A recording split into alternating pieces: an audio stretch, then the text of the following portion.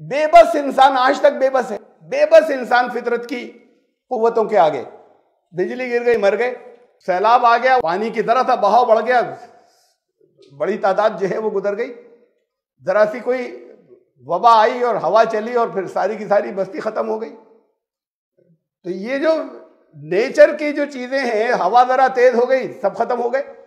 जरा सा तेज हो गई तो डरता इंसान इनसे था। ये डर, इस डर ने उनको पूजा करने पे मजबूर किया।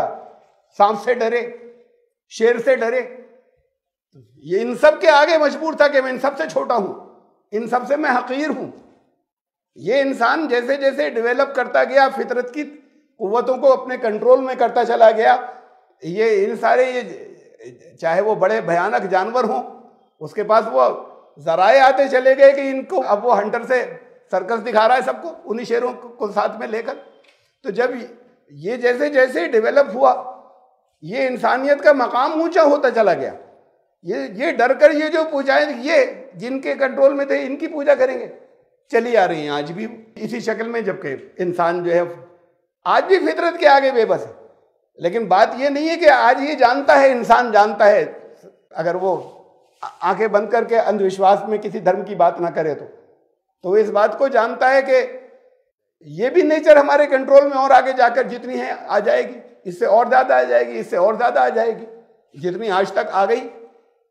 ये ऐसा नहीं है कि ये कोई हमें चला रहे हैं ये सब, लेकिन इसके आगे बात नहीं जाता कि इन सबको चलाने वाला कोई है। ये सब किसी के कंट्रोल में है, ये पूरा निज़ाम किसी के। तो हज़रत इब्राहिम ने कहा, इस नतीजे के ऊपर पहुंचे कि कहा कि मेरी कौम, मैं तुम्हारे उन सब से बेदार हूं जिनको तुम पूछते हो।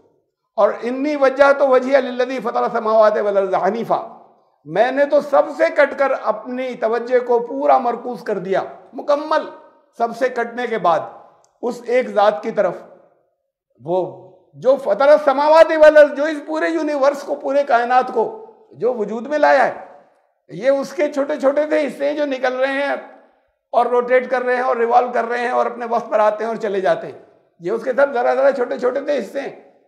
तो मैंने तो इन सब से हटने के बाद जो इनको वजूद में लाया, मैंने अपने आप को उधर, ये नहीं कि उन्होंने देख लिया था, नहीं देखा उसको, लेकिन ये मान लिया कि है ये अलग शक्ति है, ये अलग पावर है जो इन सबको वजूद में लाई है, और मेरा रब तो वो है।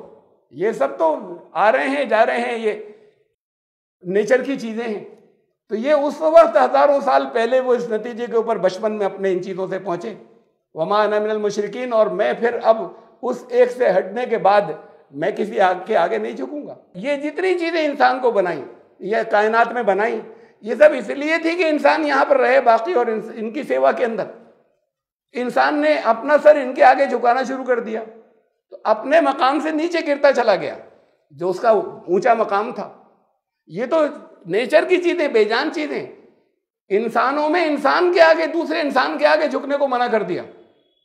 आगे ये काबिल एहतराम है पैदाइश से ही, अपने अमल से बुरा हो जाएगा, नीचा हो जाएगा, लेकिन कहा कि ये जो है वलक़द कर्रमना बनी आदम, ये काबिल एहतराम है। अगर आदमियत, अगर इंसान पैदा हुआ है तो ये आदरणीय है। ये अब ये इस लिहाज से बनी आदम सब, तो इनमें से कोई किसी के आगे नहीं झुकेगा, न प्राइम मिनिस्टर के आगे झुकेगा, न शाह के आगे झुकेगा, न तानाशाह, चाहे वो अरब मुल्कों के हो चाहे हमारे मुल्क के प्रधानमंत्री, इनमें से किसी के आगे नहीं झुकेगा ही। इसलिए कि अपने कर्मों से वो छोटे बड़े होंगे, वो पैदा होने के एतबार से सब आदमी, सब इन मकाम आदमियत के ऊपर का सबको रखा, और जो बेजान चीजें हो बाकी कायनात की, उसका तो सवाल ही पैदा नहीं होता। तो जब झुकेगा का मतलब ये कि फिर उसके कानून है जो चलेंगे और जिनको मानेगा वो, और फिर अगर उसके कानून से टकराते हुए इनके कानून पर राजी हुआ तो ये भी शिर्क हो गया कि तुमने इन्हें भगवान मान रखा है अपने।